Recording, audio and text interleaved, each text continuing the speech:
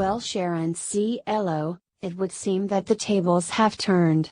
While my son Eric is chasing Blatson down, as if that wannabe artist could possibly outrun my son, ha, ha, it looks like it's just you and me. The gloves are coming off. Only I'm not the one wearing gloves. But it will be my pleasure to yank those tacky red gloves off of you and slap your skinny arms into those shackles in the dungeon below. You see, my son Eric has already completely scoped out every inch of this castle, and of course he took me on a tour of the place along with his blind girlfriend. So I know exactly where I am going to chain you up and hold you prisoner for a while. Don't worry, I'm not going to kill you, and you will likely be fed better than I was while I was being held by you in that damn warehouse. Yes, Sharon my dear, it is now your turn to be held prisoner. Judy Vincini, please, please, I beg of you. Let me go. You are out of your mind. Let me go.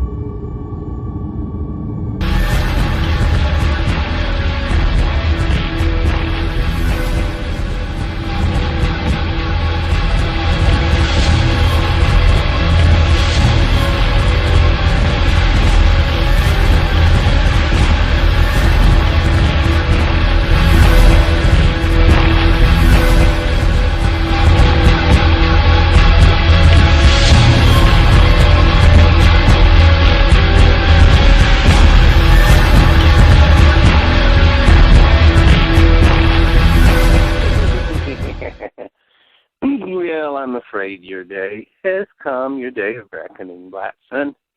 Oh, you're going to be more famous in death than you ever were. I thought about hanging you in the Louvre as a work of art, but I so greatly Scott and the work of Sir Anthony Hopkins, the way that Inspector died in Italy, so that I've decided to simply flash you up and then hang you from the Eiffel Tower. Yes, I'm afraid you're going to be a work of art. You're going to be hanging here from the Eiffel Tower. Goodbye, Blatson.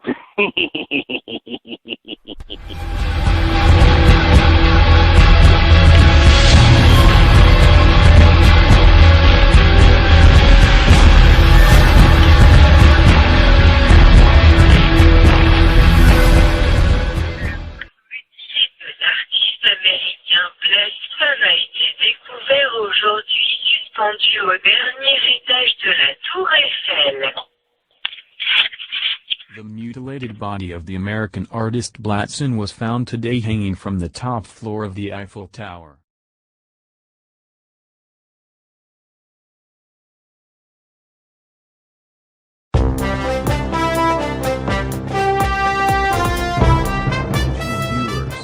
The following is a memorial tribute to the slain artist Blatson of Murgatroyd. It consists of footage originally aired by station CRZY during the past several years. The contents of this footage in one way reflects the positions or feelings of the owners and management of CRZ. It is simply a memorial tribute to the artist Blatson of Murgatroyd from our archives of CRZY aired. Yes, it is.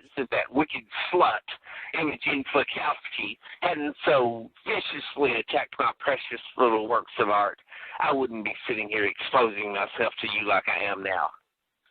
Oh well, life plays some funny tricks sometimes.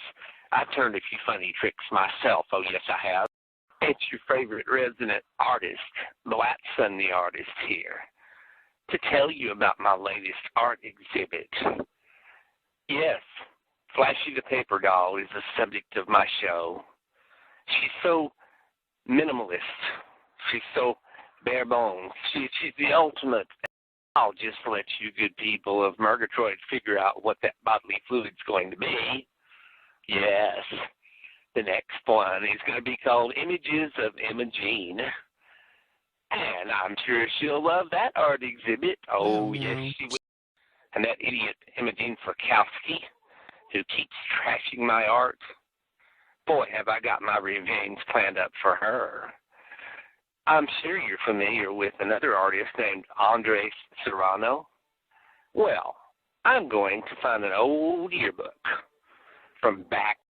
Yes, I'm here putting together my new art exhibit, and it's called Images of Imogene.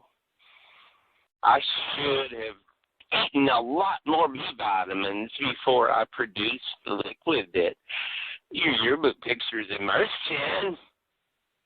For your vile, disgusting, inane criticisms of my artwork.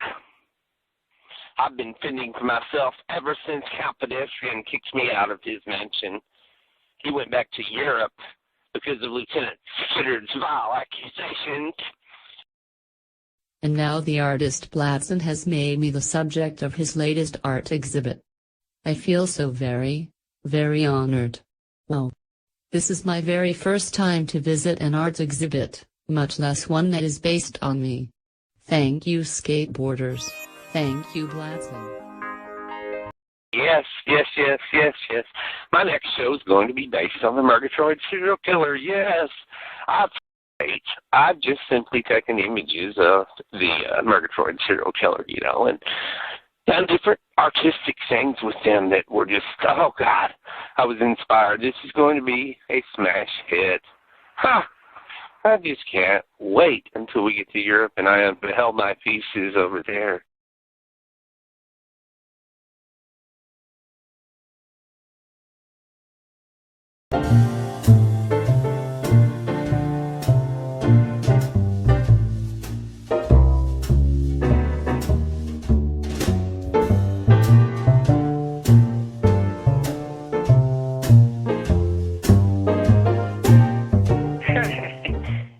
So, little kitties, the big bad wolf was on his way to Grandma's house, but then he got lost in the woods and couldn't remember where the Grandma's house was.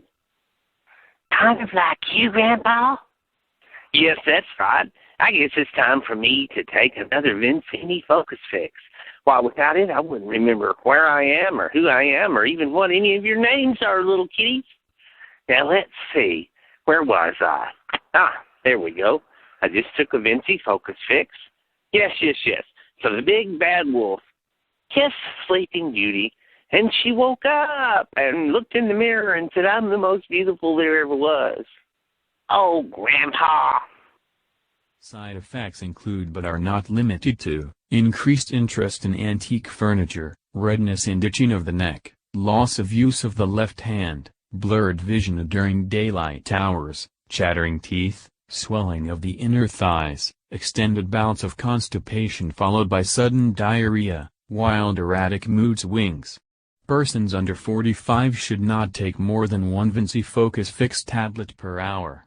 Persons Whether over or 90 not should take you only one believe in Focus the Fix weather every 3 or hours. not, the eyes have it.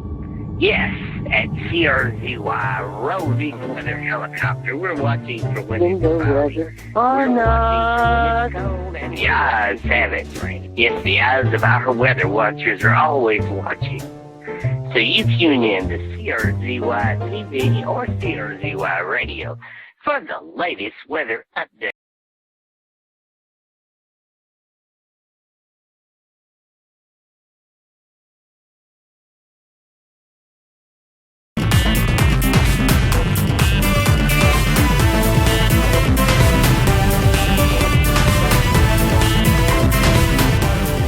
Of Dr. Lawrence Kedrick.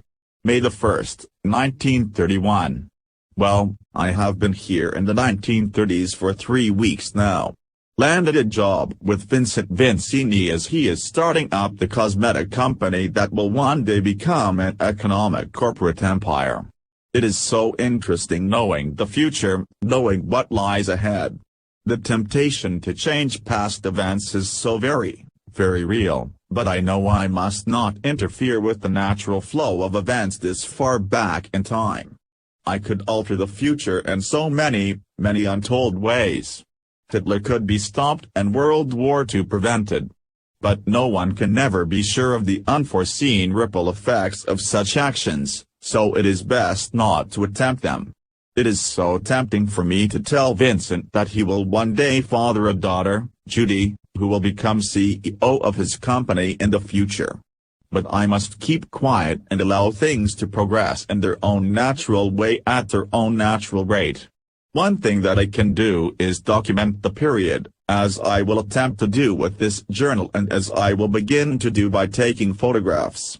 I will save up enough money to buy a camera and I will begin to create a scrapbook of pictures that I will one day share with the world. I still have no way of knowing how long I will be here, but for 3 weeks now there has been no signs of the energy-time flux field reappearing in the woods between Murgatroyd and Flat Town. I can only hope that back in my own time period of 2016 that nothing has gone wrong with either the energy-time flux device nor with Dr. Jekyll and Rebe Summer herself, who is the only one there at the lab monitoring it since Dr. Derrickson suffered a heart attack from which he is hopefully recuperating. So I must make the best of this decade in which I find myself living for who knows how long.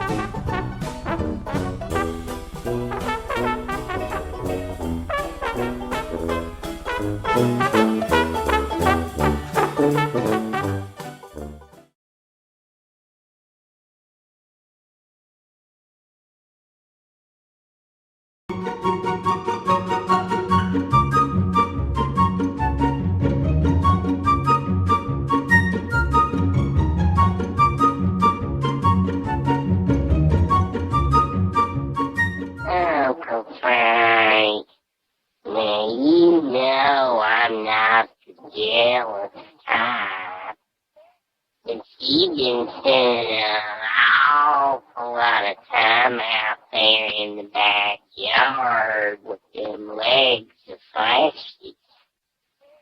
And you didn't know it the other day, but I looked out the kitchen window and I seen you bent over. And your hips was just gyrating back and forth, and I noticed them old legs only grew up to the waist, so I hope you got a good explanation for yourself, Uncle Frank. I'd hate to think you've been cheating on me with a pair of paper doll legs out there in the backyard.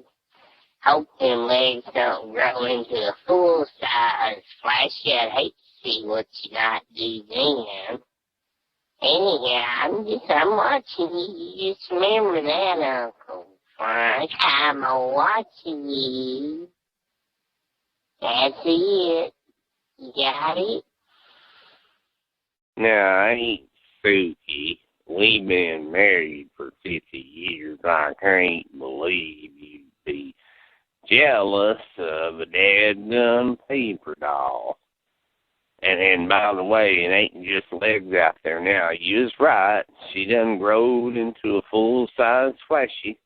I don't know what we're going to do with her. She started talking up a storm last night, and I said, well, you're free to go and leave anytime you want to. I don't know what paper dolls eat, but we ain't got anything here around the house for you. And of course, the cat and the dog ain't paying no attention to her, and the chickens are scared of her. And I imagine she'll just wander off back to Biotech Lab. And to begin with, she seemed to remember who she was. She said, I'm Flashy the paper doll, and this and that and all. And I just took her and turned around and came back in the house. You know, there wasn't nothing else I could do. I ain't trying to fool with that old Biotech Lab, you know, after the other day when I went down there and they're surrounded by the feds and everything else. So I'm just hoping the neighbors don't see her out there in the backyard. I'm hoping she just takes off and wanders off, and I expect that's what's going to happen, you know. So don't get upset, Suki, and get over your little jealousy bit.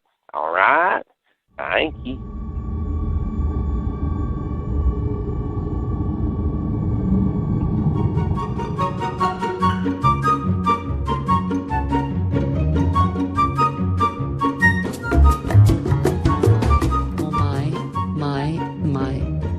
honestly say that I am certain.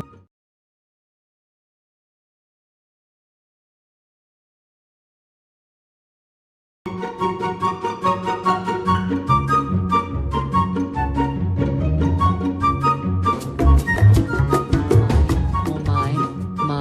my.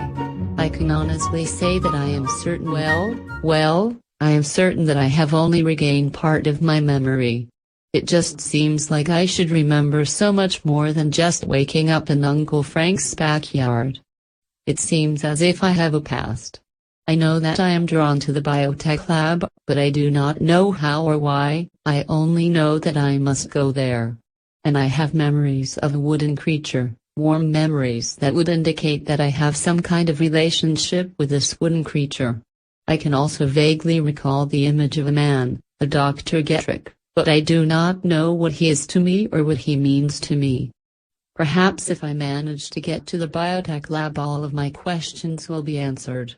I only hope that I can regain at least some of my memory.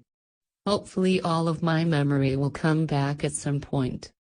But for now, off into the backwoods here along the creek and onward until I reach the biotech somehow lab. Try to remember how long I have been away from the biotech lab and how I ended up in Uncle Frank's backyard.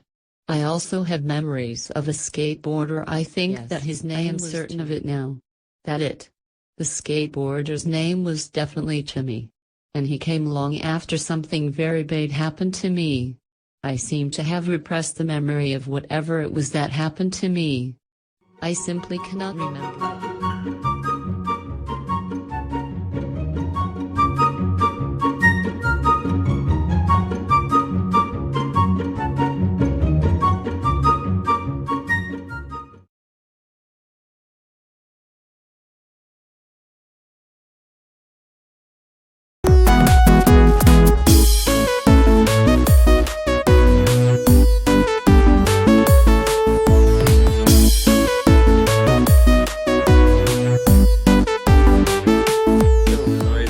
Last week's session, you were telling me about leaving the band, Emaciated Butterfly.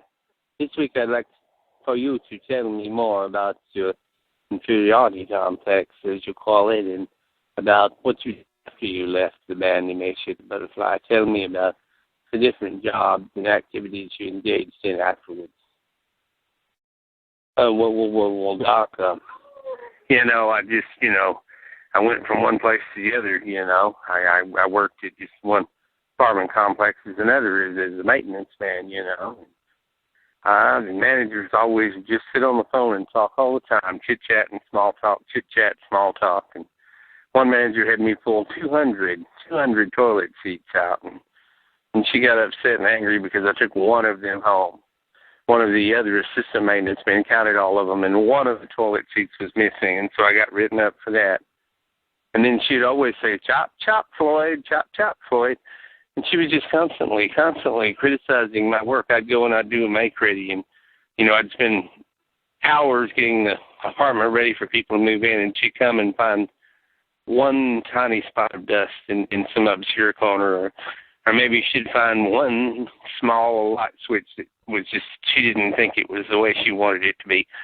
And I was a master painter, always been a master painter, and she'd hire these people who can't even paint, people who don't even know how to paint, and she'd put them in some apartment, and then I'd have to go and do twice as much work cleaning up after them, always. And then when I would take a lunch, I was under always pressure to get back. Never had enough time for my lunch hour. Everywhere I would go, they dump salt into my food. They see me coming, they dump salt in the food. Every time I order a salad, it's nothing but lettuce. Half the time I go into a restaurant and the food they serve me is cold. One time I ordered a hamburger. It had 3 pounds of meat, and the bun was the size of a biscuit. I mean, how am I supposed to eat that? You know what I'm saying? I mean, I've gotten sick 12 different times in the past 2 years in some overpriced fast food restaurant. I mean, it's ridiculous. I can't even eat out anymore. It's the most ridiculous thing I've ever seen. And then I had this rent house, I rented to this couple, and they just trashed and tore the place up and moved out owing me $3,000 rent, late charge this, late charge that. They tore up the commode. What can I say? Left a mess. left a mess. He left complete and total mess, you know. Nobody knows how to do anything anymore. I can't find anybody that can work for me that can do anything. I end up having to waste my time showing and teaching them how to do a job. You know, I could have done the job myself faster and gotten it done perfectly straight the first time without having to train somebody else. And where I worked at an auto parts store, you know, I take 30 seconds to sit down and catch my breath, and then he comes in and says, "Get your lazy butt up and start working again." I mean, I never even get a 30-second break. You know, criticized all the time. You know, the wife walks in the lobby, takes one look at me and says, "What is he, some kind of a child molester?" I mean, I swear to God, that's what the man's wife says right there in front of the public. You know, what am I going to do? What am I going to do? Every girlfriend takes me to the cleaners. You know, there's the one girlfriend, she's a gambling addict, you know. She bought $3,000 worth of scratch-offs and lost all of it. Of course, it was my money that paid for the scratch-offs. She can go to the Sonic and order a double cheeseburger. She'd take all the meat off the double cheeseburger and feed it to her poodle, you know? Come on. I mean, that's the kind of girlfriends I end up with. Had another lazy girl, laid on the couch all the time, wouldn't even get up off the couch long enough to wash dishes, long enough to take a shower, long enough to clean up, long enough to do anything. But yet she wanted me to put gas in her car, buy her cigarettes. But then she wouldn't give me any. You know, here I am, I'm supposed to provide her a couch to sleep on, free meals every day, gas for the car, cigarettes, and then she won't even put out. I mean, come on, where do they make these girls? Where do they come from? Anyway, it's my life. It's my life. It's my life, Doc. It's my life. Help me. Help me. It's my life.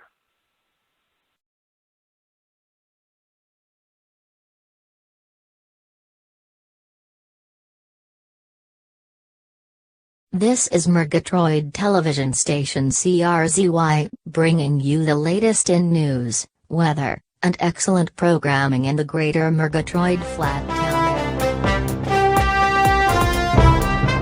News Bulletin. Breaking News Bulletin. This is Humilla's son here at CRZY News, and we are about to take you to a press conference at the Murgatroyd police station in which Lieutenant Skidders is about to make an announcement concerning the recent mutilation murder of the artist Blatson in Paris. Good afternoon, ladies and gentlemen. This is Lieutenant Skidders of the Murgatroyd Homicide Division, and I'm here to make several announcements today, several important key elements involved in the recent mutilation slaying of Blatson in Paris, France. First of all, it's going to come as a shock to most everyone here, and I wouldn't believe it myself had I not seen the physical evidence and the information from Interpol, and had I not analyzed the videos myself and looked at the computer analysis. The DNA findings at the crime scene of Blatson's murder positively identify the killer as none other than Erich Niedermeyer, also known as the Murgatroyd serial killer. Now, as all of you know, I was present at the wedding of Les Tomac and Imogene Slakowski, and I saw the Murgatroyd killer, Erich, shot by a sniper. That assailant still remains unapprehended. I personally identified the body of Erich Niedermeyer, and I can tell you he was very definitely clinically dead. So I'm at a loss to give any explanation other than to tell you that the suspect in Paris, France, who is at large, has been positively identified as Erich Niedermeyer. So in fact, Erich Niedermeyer somehow is still alive. Now, other evidence that has been gathered from the recent warehouse scene where Judy Vincini was held hostage has also developed a person of interest, a former Murgatroyd fashion model by the name of Sharon Cielo. Videos at a small private airport. Video surveillance shows her in the company of Blatson leaving on a private jet to Europe. Well, we have not established the whereabouts of Sharon Cielo, but she apparently did travel to Europe recently with Blatson. Blatson, of course, now has been murdered, and we do not know the whereabouts of this person of interest in the Vincini kidnapping, this person, former fashion model Sharon Cielo. That is the information that I have. I will be leaving to fly to Paris, France now. I'm sorry, no questions. That is all the information I have at this Oh my gosh. I paid $1 million to hitmen to have this Murgatroyd serial killer shot. But he's not dead. He's still alive and in Europe. There are certain things a man must take care of himself. I should have taken care of him myself. My dear daughter's honor must be avenged. I shall fly to Europe, and I shall take care of the Murgatroyd serial killer once and for all. I will put an end to his vile, vile existence.